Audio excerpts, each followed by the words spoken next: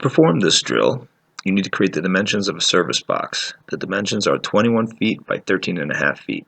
Using the tee as a starting point, go from the tee to the net is 21 feet. From the tee to the single sideline is 13.5 feet. You can use tennis balls, Tupperware, or any small, sturdy, visible objects as your markers for this box. Work hard and have fun. Hi, this is USPTA Elite Tennis Professional Charlie Warner from Erie, Colorado. Where I am part of the Harrison Warner Tennis Academy, which is also part of Erie Tennis and ErieTennis.com. This is our first of a series for home drills, and today we're going to work on dynamic movement using a service box. We're doing a service box at home, so instead of going to the tennis court to do this, you can create your own service box. The dimension is 21 feet by 13.5 feet.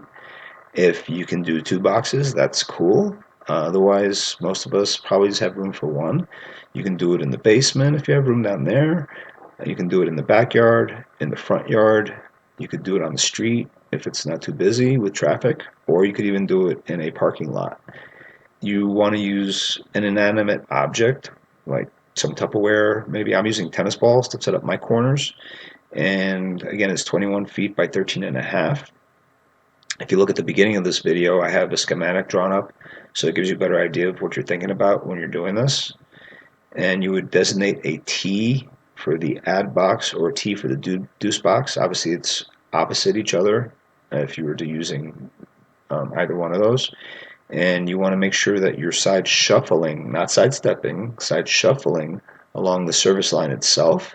And then you would sprint from the T to the net, whether it be the service line, the center service line, or diagonally towards the post of the court. So that's what you want to think about, whether it's the deuce or add. Again, you can change that up. I saw this drill for the first time from another pro. He showed this on a blog that I follow. I thought it was the coolest thing. Unfortunately, I don't remember his name, but he did a really good job with this, and I thought it'd be cool to show you and to share with you. Now, when you're backpedaling, please don't rush.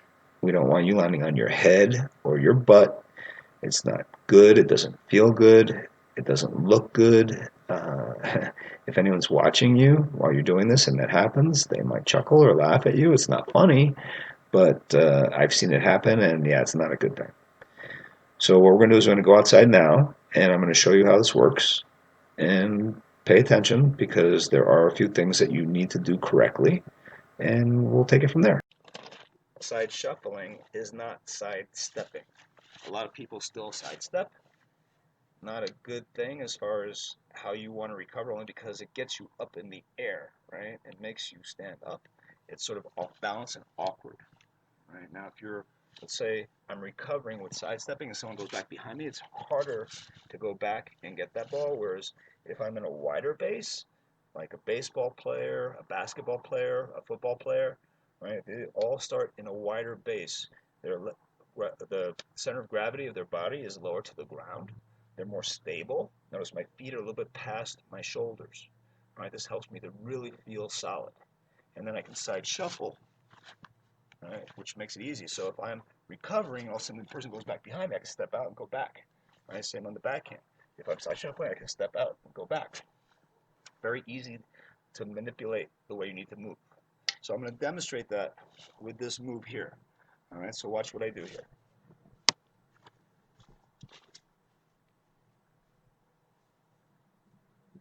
Ready position.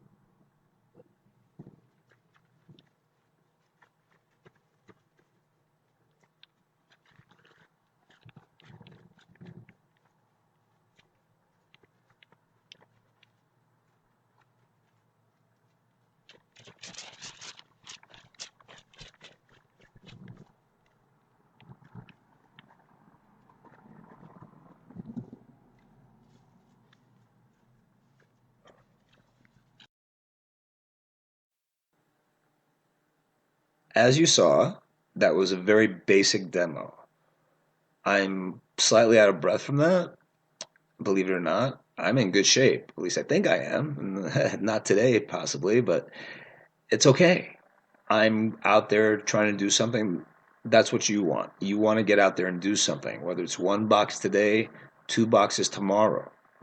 You could alternate boxes. I start excuse me, I started on the ad side, so the point that I started at would have been the tee for the ad side. Side shuffling across towards the fence, if I was to switch those 2 points, that would then become the deuce tee. Sprinting along the fence would have been the center service line. Sprinting towards the camera would be going towards the deuce net post. Again, just reverse them. If you have enough room where you're going to work out to do both boxes, do that. Then you can side shuffle across the service line, the whole service line. When you hit the tee, then change the direction. Go do your stuff for the ad box, do a full side shuffle across the service line, then stop at the tee and do the deuce box.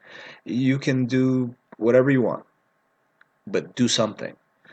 The goal is to be ready to play. You want to play well in league, you want to play well in tournaments.